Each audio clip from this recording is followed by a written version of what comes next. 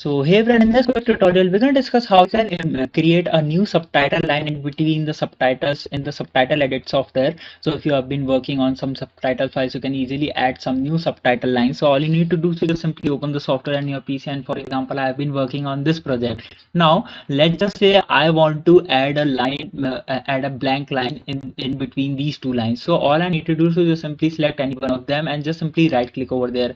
Now here you're going to find two options, insert before and insert after. If you click insert before, a line will be added previously, and if you click on insert after, the line added after this line. So all you need to do is just simply select any of the options, and now you can see a blank line has been created with a default timestamp. You can easily change them as well, and now you can see I can write any of the subtitle I want to here and it will be saved easily. I hope this video will be helpful for you. Make sure to hit the like button and subscribe button for having such more helpful and interesting tutorials. See you in the next one. Take care.